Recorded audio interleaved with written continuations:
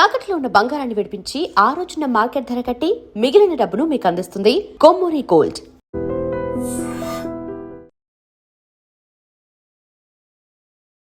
నమస్తే, welcome to I dream social spotlight with Kavitha. Epstein files ప్రపంచమంతా ఇప్పుడు మాట్లాడుకుంటోంది. ప్రపంచాన్ని షేక్ చేసేటువంటి వీడియోలు, డాక్యుమెంట్లు లక్షల సంఖ్యలో అవైలబుల్ గా ఉన్నాయి. యాక్చువల్ గా ఎప్స్టీన్ ఎవరు? ఎప్స్టీన్ కి అంత బ్యాక్గ్రౌండ్ ఎలా ఉంది? అంత సూపర్ రిచ్ ఎలా అయ్యాడు? ఒక ఐలాండ్ ని కొనుక్కోవడంతో పాటుగా బిజినెస్ టైకూన్స్ కావచ్చు, పొలిటీషియన్స్ కావచ్చు, ప్రపంచంలో ఉన్నటువంటి హూ అండ్ హూ అక్కడికి ఎందుకు వెళ్ళేవాళ్ళు, ఆయన ఏం ఆఫర్ చేసేవాళ్ళు, ఆ తర్వాత అనుకోకుండా సడన్ గా ఎప్స్టీన్ ఎలా చనిపోయాడు, బోల్డ్ అంత మిస్టరీ అనేది కనిపిస్తుంది. అంతకు మించినటువంటి ఒక సెన్సేషన్ ఇందులో ఉంది. యాక్చువల్ గా ఎప్స్టీన్ ఫైల్స్ అంటే ఏంటి? మనతో పాటుగా ఉన్నారు ప్రముఖ హ్యూమనిస్ట్ బాబు గోగినేని గారు. బాబు గారు నమస్కారం. నమస్కారం అండి. సో ఎప్స్టీన్ ఫైల్స్ లో ప్రపంచంలో ఎవరెవరో డబ్బున్న వాళ్ళు, పొలిటికల్ పవర్ ఉన్న వాళ్ళు అందరూ అక్కడ ఉన్నారు అనుకుంటే, చాలా హ్యూమన్ యాంగిల్గా చూస్తే మరీ హృదయాన్ని మెలివేసేటువంటి విజువల్స్, వీడియోస్. చిన్న పిల్లలండి, 3 years 4 years 5 years పిల్లలు, వాళ్ళకి ఎవరేంటో కూడా తెలియని కండిషన్లో ఆయనంటే పీడోఫైల్, బట్ మిగతా వాళ్ళు కూడా యూస్ చేసుకున్నారు అంటే ఏ స్టేట్లో మనం ఉన్నాం, ఏ మైండ్ సెట్ మనకు ఉందండి అసలు? అంటే ఎప్స్టీన్ అనే అతను కిరాతకమైన పనులు చేశాడన్న విషయంలో ఎటువంటి అనుమానము ఉండే అవకాశం లేదు. 2008లో ఆయన ఒక మైనర్ బాలికని ప్రాస్టిట్యూషన్ కోసం సాలిసిట్ చేశాడు అని ఆయన కన్విక్ట్ చేసి 2008 నుండి ఆయన సెక్స్ ఆఫెండర్స్ రిజిస్టర్లో ఆయన పేరుంది. సో ఎటువంటి అనుమానం లేదు, పబ్లిక్గా తెలిసిన విషయం. సెక్స్ ఆఫెండర్స్ లిస్ట్లో ఉన్నది అని అంటే, రిజిస్టర్ అయి ఉన్నది అని అంటే పబ్లిక్ ఎవరైనా కూడా చూస్తే తెలుస్తుంది. ఇది సీక్రెట్గా జరిగిన ట్రయల్ కాదు. ఈయన చాలా పెద్ద పెద్ద వాళ్ళతో తిరిగిన వ్యక్తి కాబట్టి ఇతను చెడ్డవాడు అని నాకు తెలియదు అని దీపక్ చోప్రా లాంటి వాళ్ళు కానీ, భారతదేశంలో ప్రస్తుతం మినిస్టర్గా ఉన్న హర్దీప్ సింగ్ పూరి కానీ ఎవరూ చెప్పటానికి అవకాశం లేదు. అది అనిల్ అంబానీ కావచ్చు, లేకపోతే this big group of very big people including Prince Andrew. అంటే ప్రస్తుతం యునైటెడ్ కింగ్డమ్కి రాజుగా ఉన్న చార్ల్స్ తమ్ముడు. అతని తల్లి బతికున్నప్పుడు, అంటే రాణిగారు ఉన్నప్పటి నుండి కూడా ఈ విషయాల గురించి పబ్లిక్గానే మాట్లాడుకునేవాళ్ళు. మనకి ఇప్పుడు ఆశ్చర్యం వేయాల్సింది మీరు అన్నట్టుగా ఇటువంటి వ్యక్తితో అసోసియేట్ అవ్వటానికి ఎవరు జంకలేదేంటి అన్నది. ఆఖరికి లెఫ్ట్ వింగ్ అంతా కూడా, లెఫ్ట్ థింకర్స్ కూడా, హ్యూమన్ రైట్స్ యాక్టివిస్టులు కూడా, చాలా గొప్పవాడని కీర్తించే నోమ్ హామ్స్కీ కూడా ఈయనతో టచ్లో ఉన్నాడు. అంటే ఆయనతో మాట్లాడుతుంటే ఆ నేరంలో భాగం అని కాదు, నేరస్తుడిని దూరం పెట్టలేదు అన్న నైతిక ఆగ్రహం. ఇప్పుడు నేరస్తుడు ఇంత ఘోరమైన నేరాలు చేశాడు, ఈ కీచకుడు, కిరాతకుడు అయిన వ్యక్తిని తమ ఫ్రెండ్స్ సర్కిల్లో ఎంటర్టైన్ చేయటం ఏంటి అని. దాంట్లో ఈలాన్ మస్క్ ఉన్నాడు, దాంట్లో బిల్ క్లింటన్ ఉన్నాడు. ఎవరు లేరని చెప్పటం చాలా ఈజీ ఏమో. బిల్ గేట్స్ ఉన్నాడు. బిల్ గేట్స్ తన మ్యారేజ్ ఫెయిల్ అవ్వటానికి ఎప్స్టీన్ కారణం అని ఆయనని వదిలేసిన ఆయన భార్య, ఫార్మర్ వైఫ్, ఆవిడ కూడా చెప్పారు. Correct, Melinda gates. వీళ్ళందరూ కూడా ఈ ఎప్స్టీన్ ట్రాప్లో ఎట్లా పడ్డారు? ఎప్స్టీన్ అనే అతను ఒక పవర్ బ్రోకర్. ఎప్స్టీన్ అనే అతను ఒక సెక్షువల్ పర్వర్ట్. ఎప్స్టీన్ అనే అతను ఒక బ్రాతెల్ నడిపాడు. ఎప్స్టీన్ అనే అతను కొంతమందితో కలిసి ఒక సెక్స్ ట్రాఫికింగ్ నెట్వర్క్ నడిపాడు. ఇవన్నీ కూడా అతను బిలియనేర్స్ యొక్క ఆస్తులని మేనేజ్ చేస్తూ, దాని నుండి కమిషన్లు పొందుతూ, వాళ్ళకి ఎక్కడ ఎలా ఇన్వెస్ట్ చేయాలో అడ్వైజులు ఇస్తూ ఈ పవర్ బ్రోకింగ్ కారణంగా ప్రతి దేశం నుండి కూడా ఫైనాన్షియల్ ఇన్ఫర్మేషన్ గ్యాదర్ చేసుకుని ఆ డెసిషన్స్, ఫైనాన్షియల్ డెసిషన్స్ వాటి మీద బేస్ చేసుకుని తన క్లయింట్స్కి లాభం, దాంట్లో తనకి కమిషన్లు, ఇట్లా అతను చనిపోయే నాటికి $600 మిలియన్ అతని ఆస్తి. దీనికి తోడ్పడింది ఒకప్పుడు అతని గర్ల్ ఫ్రెండ్ అయిన గిలెన్ మ్యాక్స్వెల్ అనే ఆవిడ. గిలెన్ మ్యాక్స్వెల్ తండ్రి చాలా ధనవంతుడు. యూకేలో Mirror group, Daily Mirror, Macmillan publishing house మనందరం వినే ఉంటాము. ఆ మ్యాక్మిల్లన్ పబ్లిషింగ్ హౌస్ని కొనుక్కున్నాడు. ఒకప్పుడు $2 బిలియన్ వర్త్ ఆయన ఆస్తులు. కాకపోతే ఫైనాన్షియల్ స్కాండల్లో ఇరుక్కుపోయి ఎన్నో మోసాలు చేస్తున్నాడు అని బయటకు వస్తున్న టైంలో తన ఓడ మీద నుంచి పడిపోయి చనిపోయాడు అన్న రిపోర్ట్స్ వచ్చినాయి. నిజంగా యాక్సిడెంటల్గా పడిపోయాడా, బట్టలు లేకుండా తేలుతూ ఉన్నాడు నీళ్ళల్లో అతని శవం, నిజంగా యాక్సిడెంటల్గా చనిపోయాడా, లేదు తను ఇజ్రాయెల్కి కేజీబీకి, ఇది చాలా ఇంట్రెస్టింగ్ కనెక్షన్. రష్యా యొక్క సీక్రెట్ ఏజెన్సీ కేజీబీ, ఇజ్రాయెల్ యొక్క సీక్రెట్ ఏజెన్సీ మొసాద్, ఈ రెండిటికి కూడా ఒక ఏజెంట్గా పనిచేశాడు ఇతను. వారికి చేయాల్సిన సర్వీసెస్లో ఇతను ఎక్కడో తప్పు చేశాడా, వాళ్ళని మోసం చేసిన కారణంగా వాళ్ళు ఇతన్ని చంపేశారా అన్నది ఒక స్ట్రాంగ్ సస్పిషన్ అన్నది ఇప్పటికి కూడా సర్క్యులేట్ అవుతూనే ఉంది. అలాగే ఎప్స్టీన్ ఫైల్స్ అని మీరు ఏదైతే అంటున్నారో అవి 60 లక్షల డాక్యుమెంట్లు, ఈమెయిల్స్, వాయిస్ మెసేజెస్, ఫోటోలు, వీడియోలు, వాటిల్లో కొద్ది కొద్దిగా రిలీజ్ అవుతూ ఉన్నాయి. ఇప్పటి వరకు ఒక 35 లక్షల డాక్యుమెంట్స్ రిలీజ్ అయినాయి. మిగతాయి అవుతావో లేదో తెలియనట్టుగా డిపార్ట్మెంట్ ఆఫ్ జస్టిస్ కొంచెం కన్ఫ్యూజింగ్గా స్టేట్మెంట్స్ ఇచ్చింది. రిలీజ్ అయిన డాక్యుమెంట్స్లో మనకి ఏం తెలుస్తుందంటే, డిగ్రీ కూడా చదవని ఈ జెఫ్రీ ఎప్స్టీన్ అనే అతను తన చుట్టూ ఎరవేసి వాళ్ళని సమ్మోహనపరిచి మంత్రముగ్ధులను చేసి సైన్స్ డిస్కషన్స్లో, మ్యాథమెటిక్స్ డిస్కషన్స్లో, వాటితో పాటు ఈ ఫైనాన్షియల్ మ్యాటర్స్లో తన చుట్టూ ఉన్న సెలబ్రిటీస్ అందరినీ, సినిమా యాక్టర్ల దగ్గర నుండి రైటర్స్ వరకు, సినిమా ప్రొడ్యూసర్స్ దగ్గర నుండి హీరోయిన్స్ వరకు అందరినీ తన చుట్టూ తిప్పుకున్నాడు. ఈ తిప్పుకున్న వాళ్ళందరూ నేరస్తులు అనటం అన్యాయం. ఎందుకంటే సోషలైట్గా, అంటే ఒక పార్టీ పెట్టడము, దాంట్లో మందు పోయటము, అందరూ మెచ్చుకునేటట్టుగా ఫుడ్ అరేంజ్ చేయటము, తన ప్రైవేటు ద్వీపంలో హాలిడే అరేంజ్ చేయటము, ఇవన్నీ చేసినప్పుడు అట్రాక్ట్ అయ్యి వెళ్ళే వాళ్ళు ఉంటారు. ముఖ్యంగా ఆయన పైన, ఆయనతో ఉన్న వారి పైన అనుమానము, కోపము ఎక్కడొస్తుందంటే ఆ అమెరికన్ వర్జిన్ ఐలాండ్స్. ఇంట్రెస్టింగ్గా ఎర్లీ 1900s అంటే ఒక 100 సంవత్సరాలకు పూర్వం డెన్మార్క్ నుండి అమెరికా కొనుక్కున్న ద్వీపాలు అవి. ఈరోజు నాకు గ్రీన్లాండ్ అమ్మమని డెన్మార్క్ని డిమాండ్ చేస్తున్నది కదా అమెరికా. సరిగ్గా 100 సంవత్సరాలు ప్లస్ సమ్ ఇయర్స్ ముందు డెన్మార్క్ నుండి అమెరికా ఏ ఐలాండ్స్ని అయితే కొన్నదో వాటిని ఇవాళ అమెరికన్ వర్జిన్ ఐలాండ్స్ అంటారు. వాటిల్లో ఒక ద్వీపాన్ని కొనుక్కున్నాడు ఇతను.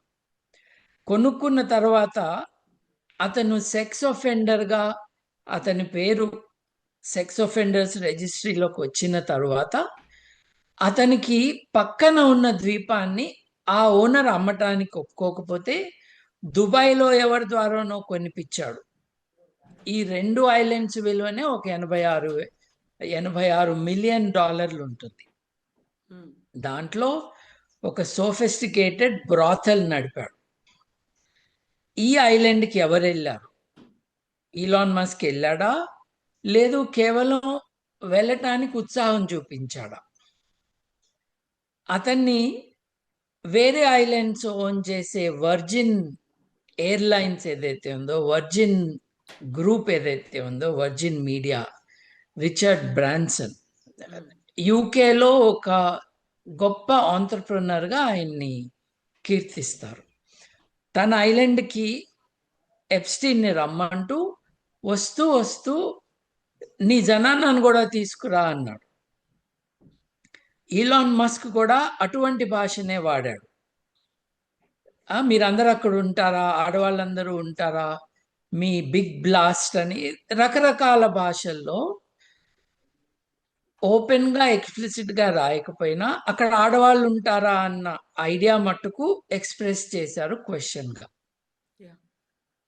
వీళ్ళందరూ ఎందుకు వెళ్ళారు అన్నది మనం ఊహించవచ్చు, కానీ రుజువులు లేకుండా వీరెవరి ప్రతిష్టకి మనం భంగం కలిగించకూడదు. కానీ ఒక నోన్ సెక్స్ అఫెండర్ చుట్టూ వీళ్ళందరూ తిరిగారన్నది మాత్రం అన్యాయం. కాబట్టి వీళ్ళందరి పట్ల మనకు అనుమానాలు వస్తాయి. గిలెన్ మ్యాక్స్వెల్ తండ్రి ఎట్లయితే మొసాద్కి, కేజీబీకి ఏజెంట్గా ఉన్నాడన్నారో, అట్లాగే ఇతను జెఫ్రీ ఎప్స్టీన్ అనే అతను మొసాద్ తరపున, కేజీబీ తరపున పనిచేశాడు అన్న మాటలు మనం వింటూనే ఉంటాం. ఆ ప్రాసెస్లో భారతీయ దౌత్యవేత్తల్ని కూడా అతను బుట్టలో వేసుకున్నాడని, కొంతమంది బాలీవుడ్ స్టార్స్, ఐశ్వర్యరాయ్ లాంటి వాళ్ళని కూడా కలిశాడు అని. కలవటము నేరం చేయటం ఒకటి కాదండి. ఒక పార్టీ ఏర్పాటు చేస్తున్నాను రండి అంటే వెళ్ళిన వాళ్ళు చాలా మంది ఉన్నారు.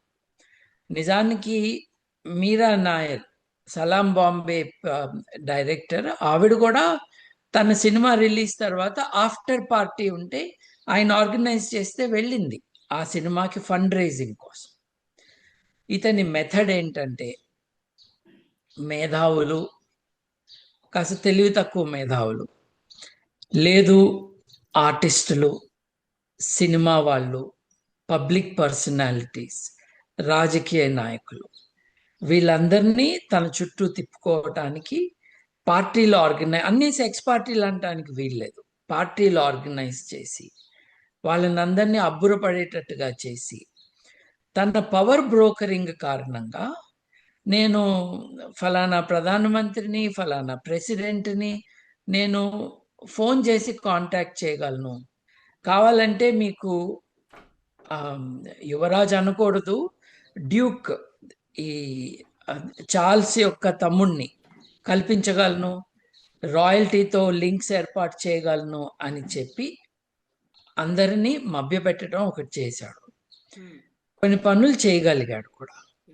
బిల్ గేట్స్ని రప్పించి మనము గ్లోబల్ ఈ సైన్స్ ఛాలెంజెస్లో ఉపద్రవాలు ఎట్లా అయితే పాండమిక్లు వస్తే ఏం చేయాలి అన్నది బిల్ గేట్స్ యొక్క ఫౌండేషన్ ఆబ్జెక్టివ్ కూడా ఫర్ ఎ లాంగ్ టైం. మానవాళి ప్రిపేర్ అయి ఉండాలి. వైరల్ అటాక్స్ వస్తే పాండమిక్స్ నుంచి మానవాళిని ఎలా రక్షించాలి. 500 ఏళ్ల క్రితం యూరప్లో సగం జనాభా మాయమైపోయింది ఇటువంటి మహమ్మారుల కారణంగా. యూరప్లో ప్రతి కొన్ని వందల సంవత్సరాలకి ఓ పెద్ద మహమ్మారి రావటం, స్పానిష్ ఫ్లూ అన్నది ఒక 100 సంవత్సరాలకి పూర్వం రావటం, యూరప్ పాపులేషన్ అట్లా తుడిచిపెట్టుకుపోవటం, 10%, 20% మంది చనిపోవటం, ఇవన్నీ జరుగుతూ ఉన్నాయి. ఎయిడ్స్ కూడా అటువంటిదే. మనం రెడీగా ఉండాలి అని బిల్ గేట్స్ ఫౌండేషన్ ఎప్పటి నుంచో చెప్తూ ఉంది. ఆ ఫౌండేషన్తో నేను వర్క్ చేస్తాను. జేపీ మార్గన్ వంటి పెద్ద, జేపీ మార్గన్ అంటే భారతదేశపు ఇది జీడిపి ఎంత ఉందో దానికి 3 రెట్లు జేపీ మార్గన్ దగ్గర డిపాజిట్స్ ఉంటాయి. తను డీల్ చేస్తున్న క్యాష్ ఆ లెవెల్లో ఉంటుంది.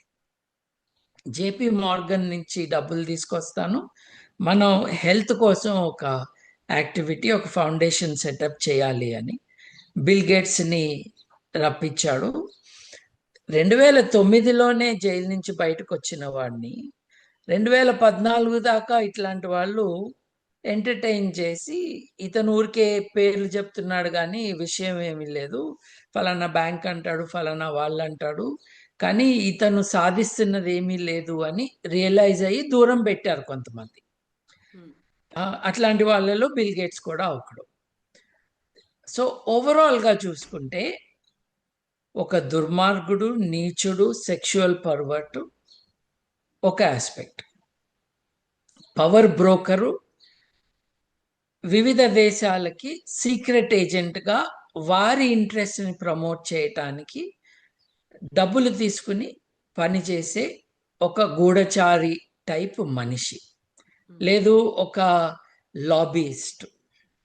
3, ఒక బ్రాతల్ సెక్స్ ట్రాఫికింగ్ యాక్టివిటీని చేస్తున్న ఒక వ్యక్తి. 4, చాలా ధనవంతుల డబ్బు తను మేనేజ్ చేస్తూ వాళ్ళని తను గుప్పెట్లో పెట్టుకోవటం, ఆ యాక్టివిటీ ద్వారా తను బాగా సంపాదించడం.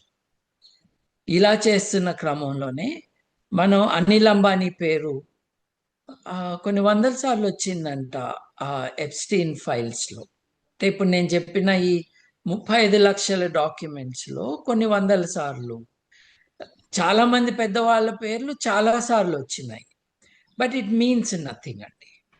ఒక చెడ్డవాడు నేమ్ డ్రాపింగ్లో రకరకాల పేర్లు వాడాడు కూడా.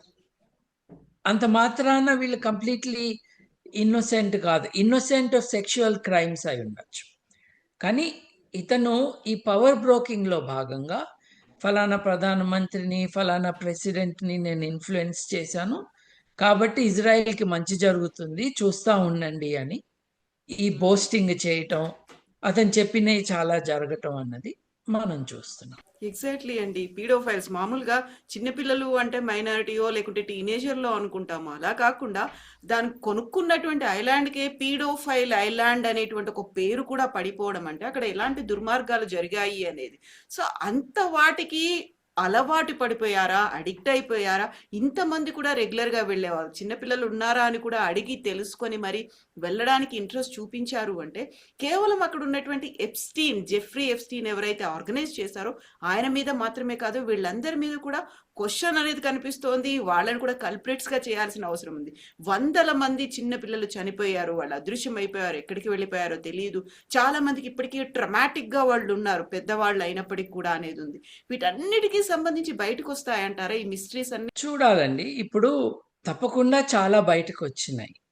ఇప్పుడు అమెరికా ప్రస్తుత ప్రెసిడెంట్ ట్రంప్ చాలా కష్టపడ్డాడు ఈ డాక్యుమెంట్స్ బయటికి రాకుండా ఉండాలని. అసలు తను ఎలక్షన్ క్యాంపెయినింగ్లో ఎవరో కాపాడుతున్నారు ఎప్స్టీన్ చుట్టూ ఉన్న వాళ్ళని అని. ట్రంప్ అంతకుముందు ప్రెసిడెంట్గా ఉన్నప్పుడే జైల్లో ఉన్న ఎప్స్టీన్ను చాలామంది హత్య చేశారంటారు, ప్రభుత్వం అయితే అతను సూసైడ్ చేసుకున్నాడు అని చెప్తుంది. అది ఎలా జరిగింది? 2008లో మైనర్ బాలికలతో అతని మిస్బిహేవియరు, మైనర్లని ప్రాస్టిట్యూషన్లోకి దింపుతున్నాడు అన్న అభియోగాల పైన అతన్ని అరెస్ట్ చేసినప్పుడు నేరాన్ని ఒప్పుకున్నాడు. నేరం ఒప్పుకున్నప్పుడు చాలా ఆశ్చర్యకరం, అతను ప్లీ బార్గెయిన్ అంటారు అమెరికాలో. మీరు ప్రభుత్వానికి, ప్రాసిక్యూషన్కి నేను ఒప్పుకుంటాను, నాకు శిక్ష ఎంత తక్కువ వేస్తారు అని అడుగుతారు. ఎటువంటి శిక్ష వేస్తారు అని అడుగుతారు. ఎందుకంటే మీరు నేనేమి తప్పు చేయలేదు అని అంటే అది నిరూపించటానికి జ్యూరీని ఎస్టాబ్లిష్ చేయాలి, చాలా తతంగం ఉంటుంది, ఖర్చు అవుతుంది, విషయం తేలకుండా చాలా కాలం నడుస్తుంది. కాబట్టి ఇతను ప్లీ బార్గెన్లో అవును నేను ఈ పని చేశాను, ఈ తప్పు చేశాను, ఇది నేను ఎప్పుడు ఒప్పుకుంటానంటే నాతో పాటు ఉన్న ఎవరిని కూడా మీరు ఇంటర్వ్యూ కానీ ఇంటరాగేట్ కానీ చేయకూడదు. మొదటి ఇన్వాల్వ్ చేయకండి వాళ్ళని ఎవరిని ఇన్వెస్టిగేషన్లో. రెండవది, నాకు వర్క్ రిలీజ్ ఇవ్వండి. వర్క్ రిలీజ్ అంటే ఇతన్ని అరెస్ట్ చేస్తారు, ఇతనికి ప్రిజన్ సెంటెన్స్ పడుతుంది. ఇతనికి యాక్చువల్లీ 18 నెలలు ప్రిజన్ సెంటెన్స్ పడింది. ఈ 18 నెలల పాటు పొద్దున్నుంచి సాయంత్రం వరకు 12 గంటల పాటు నన్ను ప్రిజన్ బయటకు వెళ్ళేటట్టుగా నాకు పర్మిషన్ ఇవ్వండి, నేను పని చేసుకుంటాను. సో 18 నెలల్లో గుడ్ బిహేవియర్ అని 13 నెలలకే వదిలేశారు. ఈ 13 నెలలు నిద్ర లేచి అతను ఆఫీస్కి వెళ్ళి రాత్రికి మళ్ళీ జైలుకి చేరుకునేవాడు. ఓపెన్ ఎయిర్ ప్రిజన్ కంటే కూడా బాగుంది ఇది. ఇట్లా 13 నెలలు అతను అక్కడ ఉన్నాడు. ఈ బార్గెనింగ్ అంతా కూడా సౌత్లో జరిగింది. న్యూయార్క్లో 2018-19లో ఈ విషయం మీద ఒక అనుమానం వచ్చింది అక్కడ ప్రాసిక్యూటర్లకి. ఇది ఫెడరల్ ఆఫెన్స్ కదా, ఆయన అక్కడ ఏదో డీల్ చేసుకున్నాడు, దాన్ని తిరగతోడొచ్చు అనుకుంటా మనము అని న్యూయార్క్ సదర్న్ డిస్ట్రిక్ట్ వారు ఈ కేసును మళ్ళీ రీస్టార్ట్ చేశారు. చేసిన కారణంగా అరెస్ట్ అయ్యాడు.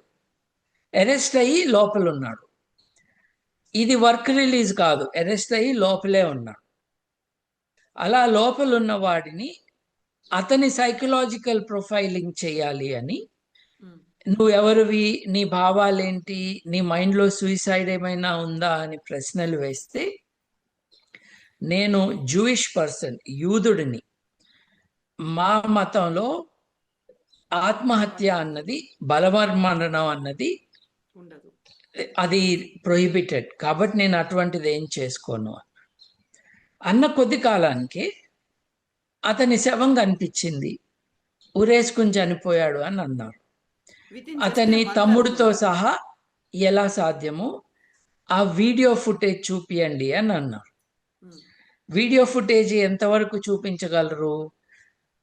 అతను ఏ సెల్లో అయితే ఉన్నాడో ఆ సెల్లోకి ఎవరైనా వచ్చారా, సెల్ బయటకు ఎవరైనా వెళ్ళారా.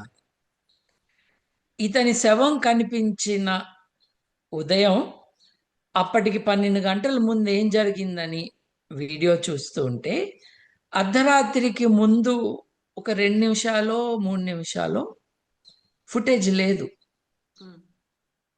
ఫుటేజ్ ఎందుకు లేదు అని అంటే, ప్రిజన్లో ప్రతిరోజు అర్ధరాత్రి ఒక కెమెరా ఆఫ్ అయ్యి ఇంకో కెమెరా ఆన్ అవుతుంది. కాబట్టి ఒక 3 నిమిషాలు 4 నిమిషాలు వాట్ ఎవర్ దట్ ఈస్ అక్కడ బ్లాంక్గా ఉంది అని ప్రిజన్ అథారిటీస్ చెప్పారు.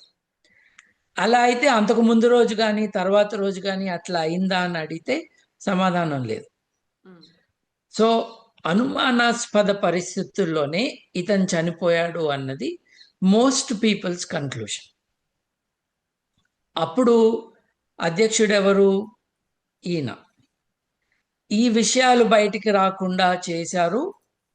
ఈ విషయాలు బయటకు వస్తే ఎవరెవరి పేర్లు బయటకు వస్తాయో తెలియదు కాబట్టి భయపడి ఇన్ఫ్లుయెన్స్ ఉన్నవారు ఇతన్ని లేపేయించారు ప్రిజన్లో అన్నది ఒక conclusion, but not founded by evidence.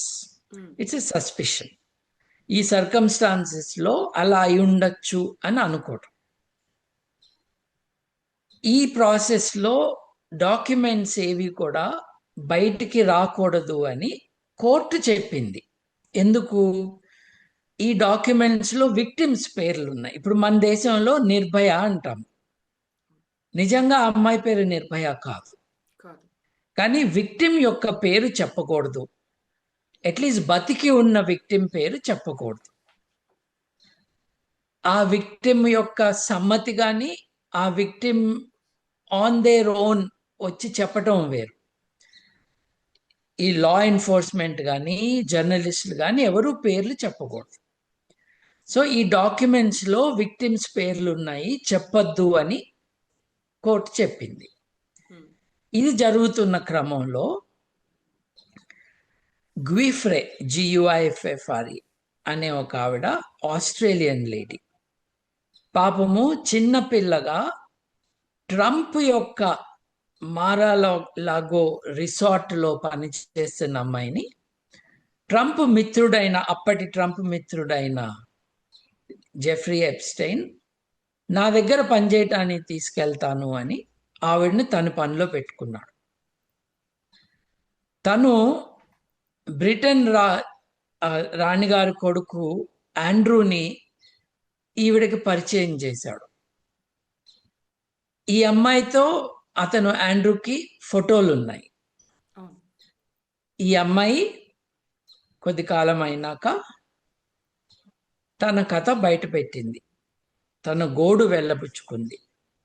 చిన్నప్పుడు తనని ట్రంప్ దగ్గర ఉద్యోగం చేస్తూ ఉన్నప్పుడు తనని తీసుకువెళ్ళి తన దగ్గర పెట్టుకున్నాడు. గిలెయిన్ మ్యాక్స్వెల్ తన అప్పటి గర్ల్ ఫ్రెండ్, జెఫ్రీ ఎప్స్టీను తనని చెరిచారని, తనని లైంగికంగా వేధించారని, ఇతరులకు అప్పజెప్పారని, లైంగికంగా వాడుకోవటానికి. ఆ క్రమంలోనే తనకి ఇంకా మైనారిటీ తీరలేదు. సెక్షువల్ యాక్టివిటీకి, సెక్షువల్ కన్సెంట్కి రావాల్సిన ఏజ్ కంటే ముందే తనని ప్రిన్స్ ఆండ్రూకి అప్పజెప్పారని, ప్రిన్స్ ఆండ్రూ తనని చెరిచాడని, ఈ విషయాలన్నీ ఆవిడ చెప్పిన తర్వాత ఆండ్రూ ఆవిడకి $22 మిలియన్ సివిల్ సెటిల్మెంట్, అంటే నేను తప్పు చేశానని ఒప్పుకోకుండా నీకు ఈ కష్టాల కారణంగా ఇన్ని డబ్బులు ఇచ్చి వదిలించుకుంటున్నాను నిన్ను అన్నట్టుగా $22 మిలియన్ ఆ అమ్మాయికి ఇచ్చారని, ఆవిడ 40 వయసులోనో లేట్ 40స్లోనో ఇది భరించలేక తనని ఎవరు నమ్మట్లేదు అని లాస్ట్ ఇయర్ సూసైడ్ చేసుకున్నారు ఆవిడ, ఆస్ట్రేలియాలోనే. నా ఒక ప్రశ్న ఏంటంటే, 16 ఏళ్ళు నిండని, 18 ఏళ్ళు నిండని ఈ చిన్న పిల్లల్ని, ఆడపిల్లల్ని వాళ్ళ తల్లిదండ్రులు ఎట్లా పంపించారు వీళ్ళ దగ్గరికి? ఇప్పుడు వాళ్ళు సొంతంగా వెళ్ళలేదు కదా, ఆ కన్సెంట్ వాళ్ళకి ఆ ఏజ్ లేదు కదా. They are not eligible to give consent for sexual activity. అసలు 16 ఏళ్ళు దేశం బట్టి 16 ఏళ్ళు 18 ఏళ్ళ వరకు తమ తల్లిదండ్రుల రక్షణలో పెరగాల్సిన పిల్లలు వాళ్ళు వీళ్ళ చేతిలోకి ఎలా చిక్కారు? ఆ తల్లిదండ్రులు ఏమీ ఎందుకు మాట్లాడలేదు? దానికి ఆన్సర్గా ఏం చెప్పారంటే, ఇలా జరుగుతుందని ఎవరికైనా నువ్వు చెప్తే నిన్ను ఈ గోల్ఫ్ కోర్సులో ఆ 9 హోల్ 16 హోల్ గోల్ఫ్ కోర్సెస్ ఏవైతే ఉంటాయో ఫలానా హోల్ దగ్గర నువ్వు ఫర్టిలైజర్ అయితే వెళ్తావు, నీ శవం అక్కడ ఉంటుంది అని. మీ అమ్మని, మీ నాన్నని, మీ చెల్లిని, మీ తమ్ముడిని లేపేస్తాం ఎవరితో అయినా మాట్లాడితే కూడా ఈ విషయాలని చెప్పి వాళ్ళని సెక్షువల్ స్లేవరీలో దింపారు అని చెప్తూ ఉన్నారు. ఇది విక్టిమ్స్ అంటున్న వాళ్ళు చెప్తున్నారు కాబట్టి దాన్ని తీసి పారేయకూడదు. ఏదో ఒక జర్నలిస్ట్ చెప్పిన మాటలు కాదు ఇవి. This is the overall background అండి.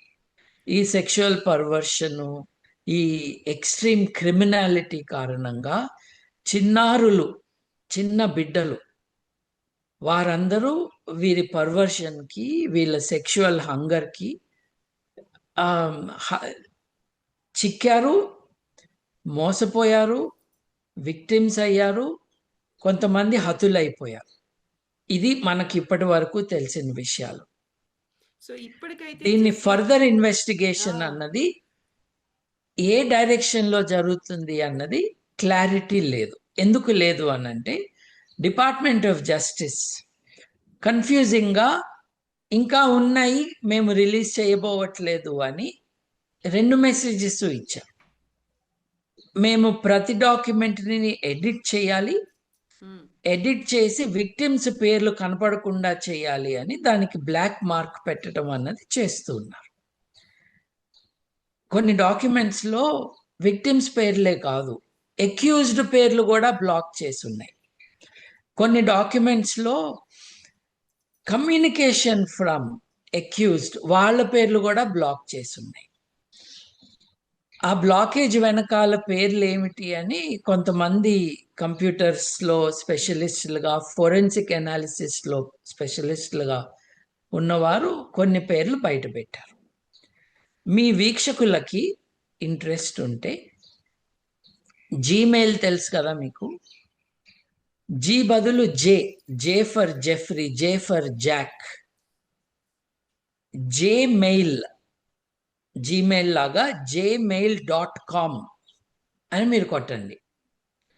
ఇది అమెరికాలో బేస్ అయిన కొంతమంది కంప్యూటర్ స్పెషలిస్టులు జెఫ్రీ ఎప్స్టైన్ యొక్క జీమెయిల్ కమ్యూనికేషన్స్ ఏవైతే డిపార్ట్మెంట్ ఆఫ్ జస్టిస్ పబ్లిక్ చేసిందో, ఇది హ్యాకింగు, దొంగతనము, ప్రైవసీ అని కాదు, ప్రభుత్వం ఏవైతే తన వెబ్సైట్లో పెట్టిందో అవి యాక్సెస్ ఈజీగా లేదు. ఏదైనా తెలుసుకోవాలని అంటే తెలియట్లేదు. 35 లక్షల డాక్యుమెంట్స్ ఎవరు చూడగలరు?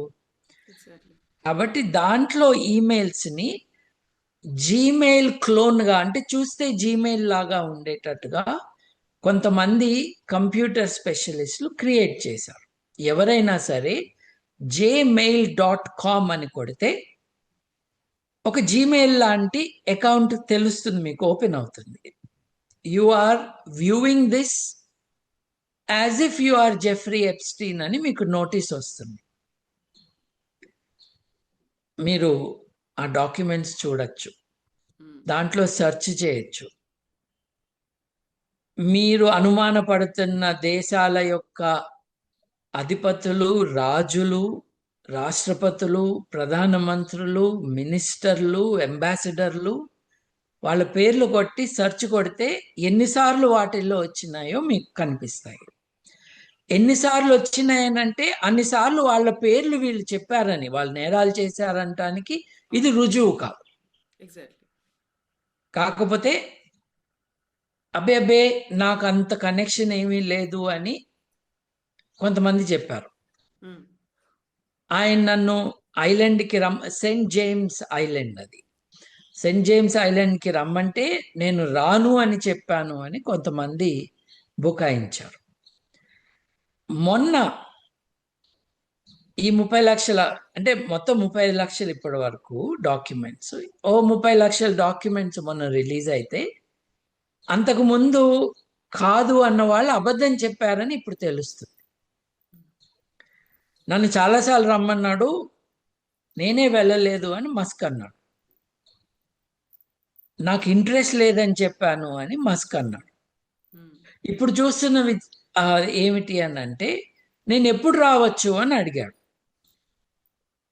ఈయన అడిగాడు నేను ఎప్పుడు రావాలి, కానీ వెళ్ళలేదు అనుకుంటా. ఎప్పుడు రావాలి అన్న మాత్రమే అడిగాడు. అంటే అబద్ధం మటుకు చెప్పాడని తెలుస్తుంది మనకి. దీపక్ చోప్రా లాంటి వాడు ఇతనితో కనెక్ట్లో ఉన్నాడు.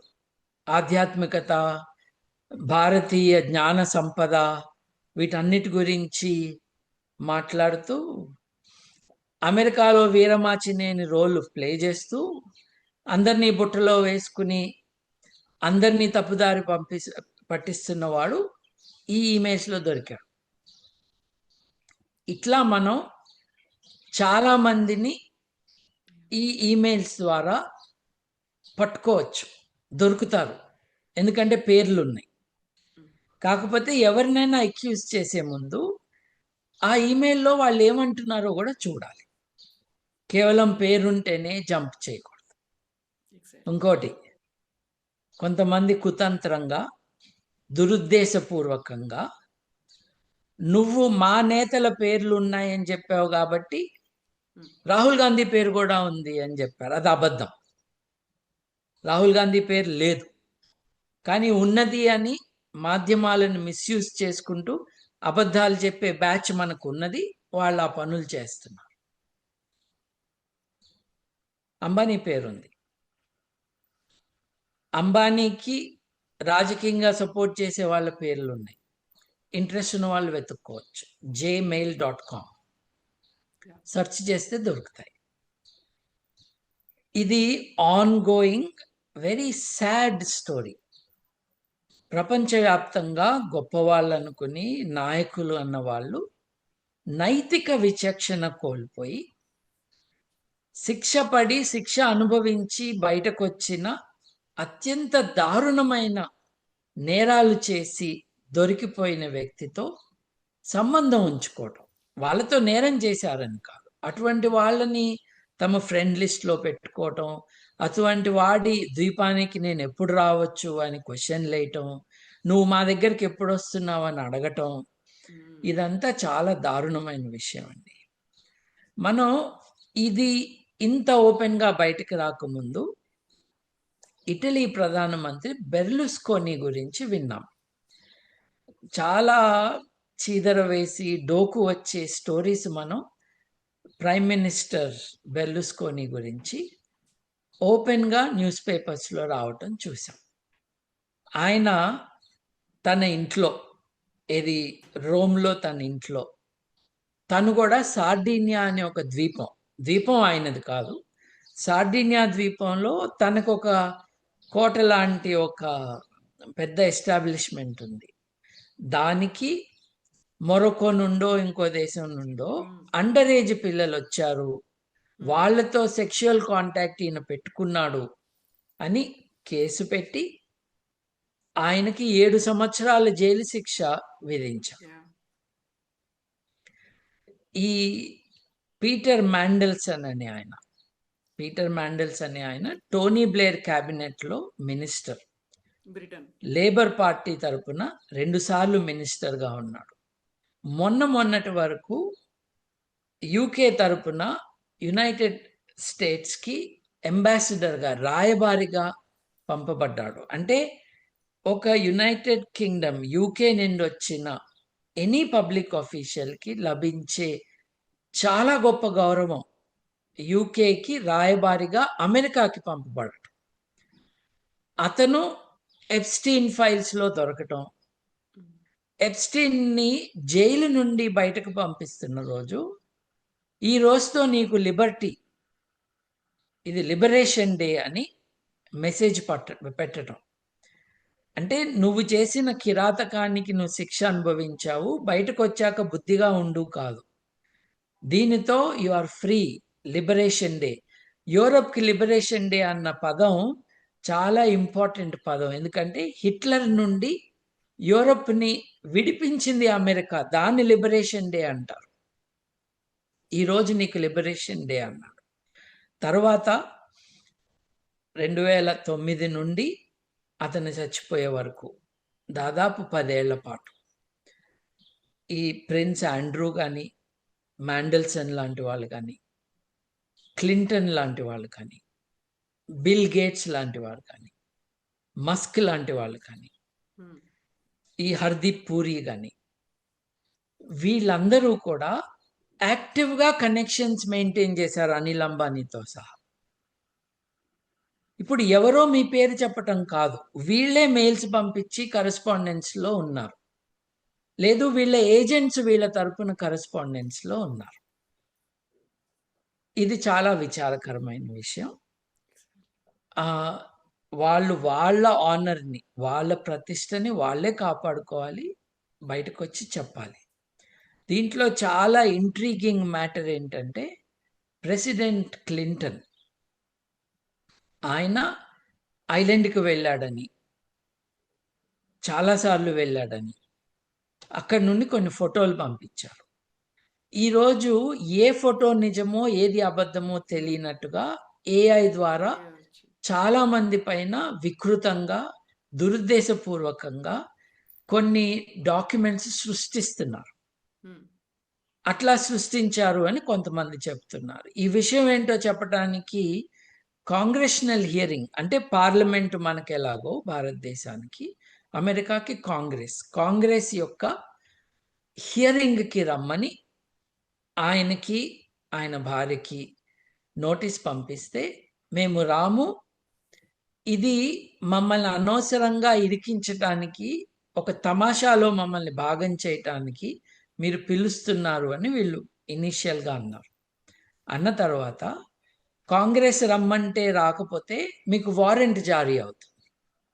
ఇప్పుడు మన దేశంలో లాగానే స్పీకర్కి జడ్జి గారి పవర్లు ఉంటాయి కదా మన దేశంలో, అట్లాగే జ్యుడిషియల్ పవర్స్, ఈ కాంగ్రెషనల్ హియరింగ్స్ కూడా ఉంటాయి. వారెంట్ ఇష్యూ చేసి వాళ్ళని అరెస్ట్ చేసి తప్పించవచ్చు. అలా చేయబోతున్నారు అని ఇప్పుడు మేము వస్తున్నాములే అని వీళ్ళు ఇన్ఫర్మేషన్ ఇచ్చారు. ఇదంతా కూడా డెమోక్రాట్ పార్టీ లీడర్సు, ఇంతకు ముందు ప్రెసిడెంట్లుగా ఉన్న వాళ్ళందరినీ ఇరికించటానికి దురుద్దేశంతో చేసిన పనులు అని వాళ్ళ అబ్జెక్షన్. ఏ సైడ్ ఉన్నా కూడా ఎంతో దారుణంగా జరిగిన ఈ నేరాలు ఏవైతే ఉన్నాయో వాటిల్లో భాగం పంచుకున్నది రెండు పార్టీల వాళ్ళని అర్థమవుతుంది. ఈ very big rich industrialist, capitalist, fund managers, politicians దీంట్లో ఉన్నారని అర్థమవుతుంది. మగవాళ్లే కాదు, ఆడవాళ్ళు కూడా ఇన్వాల్వ్ అయి ఉన్నారు అని మనకు అర్థమవుతుంది. సో దిస్ ఈజ్ డోకొచ్చి గుండె తరుక్కుపోయే కథనాల వెనుక ఈ అగ్లీ రియాలిటీ ఉంది. నేను ఇప్పుడు మీకు హింట్గా ఏవైతే చెప్పానో, ఎవరికి ఇంట్రెస్ట్ ఉన్నా gmail.comకి వెళ్ళి ఓపికగా చదువుకోవచ్చు. కొన్నేమో చాలా ఇన్నోసెంట్ మెసేజ్లు. మీరు యంగ్ గర్ల్స్ అని సెర్చ్ చేస్తేనో లేకపోతే సిమిలర్ వర్డ్స్ మీ అభిమాన రాజకీయ నాయకుడి పేరో దాంట్లో వేసి సెర్చ్ చేస్తే ఆ మెన్షన్స్ ఉంటే అవి వస్తాయి రిజల్ట్స్.